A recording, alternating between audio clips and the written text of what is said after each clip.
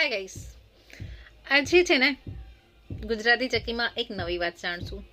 એક નવી વાત એવી છે કે મને બે ત્રણ જગ્યાએથી એવા કેસીસ જોવા મળ્યા છે કે છોકરીઓએ સુસાઇડ કરેલું છે.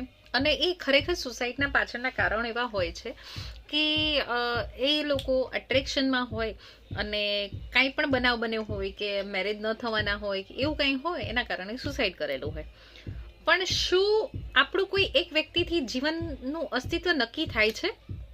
કોઈ એક વ્યક્તિના આપણા લાઈફમાં રહેવાથી ન રહેવાથી જો આપણે આપણી લાઈફ ગુમાવી બેસીએ તો એવું બધું ન હોવું જોઈએ. દુનિયા ઘણી વિશાળ છે. ઓકે, તો ખરેખર આજની લેડીઝ કે જેન્ટ્સ હું બધાને કહીશ કે એવું ન હોવું જોઈએ કે કોઈ એક વ્યક્તિના ડિપેન્ડન્સી ઉપર તમારી લાઈફમાં જીવન મરણનું તમે ડિસિઝન નક્કી કરો. એવું તો ન જ થવું જોઈએ. એવું ઘણી વખત બને છે કે તમારી સાથે કોઈ અટ્રેક્શન થયું હોય, કોઈની સાથે તમે લાંબો સમય સુધી રિલેશન રાખ્યા હોય, અથવા તો તમને કોઈની ઉપર લાગણી આવી ગઈ હોય. અને ક્યારેક એવું બને કે જે સામેવાળો વ્યક્તિ છે અને લાગણી રાખવાવાળા વ્યક્તિને કદાચ પાછળથી બુદ્ધિ આવે કે હવે એ લાગણી ન રાખવી જોઈએ. તો જ્યારે એ તમારી સાથે નકારાત્મક રીતે તમારી સામે આવે છે ને કે હવે આ સંબંધો પૂરા કરવા જોઈએ, XYZ આ છે ને એ બધી જીવનની પ્રેક્ટિકલ વાતો છે. તો ત્યારે છે ને મગજમાં એવું બધું આવી જાય છે ને કે હું આમ કરી દઉં, આમ ઓલું કરી નાખું, એ વ્યક્તિ મારી હાથમાંથી જવું જ ન જોઈએ. નહીં, નેવર. આ વસ્તુ થવી જ ન જોઈએ.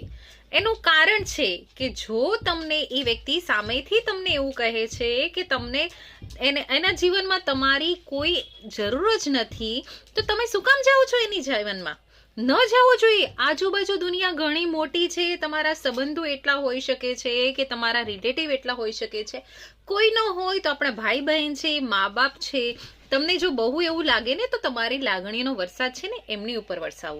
કોઈ સારા એવા ફ્રેન્ડ્સ બનાવો કે જેની સાથે તમે વાતચીત કરી શકો છો, કે જેને તમે એવું હોય તો તમારી પ્રોબ્લેમની વાત કરી શકો છો, ક્યારેક સુખ દુઃખના સાથીદાર બનાવી શકો છો. પણ એવું ન રાખવું જોઈએ કે કોઈ એક વ્યક્તિને તમારી સાથે વાત ન કરવાથી કે તમારી વાત ન સાંભળવાથી તમે તમારું જીવન ટૂંકાવી બેસો. ક્યારેક એવું પણ બને છે કે તમે લોકો ડિપ્રેશનમાં જતા રહો છો. તમને એવું લાગે છે કે મારી દુનિયા તો એક જ હતી, એના સિવાય મારું કાંઈ ન ચાલે. નહીં, એ વસ્તુ જ ન થવી જોઈએ. તો હું એટલું જ કહીશ તમને કે તમે છે ને કોઈ વ્યક્તિ ઉપર ડિપેન્ડન્સી તમારા લાઈફની ન રાખતા.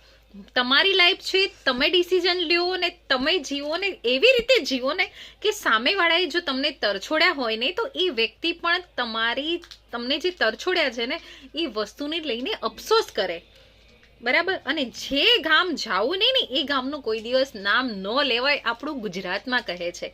અને એવું છે કે જે રસ્તા ઉપર તમે ચાલતા હોય ને એ રસ્તા ઉપર જો કાંટા આવે ને તો એ રસ્તો મૂકી નાખો. એ રસ્તા ઉપર ચાલો કે જે રસ્તા ઉપર તમારો ફૂલોથી આવકાર થાય છે.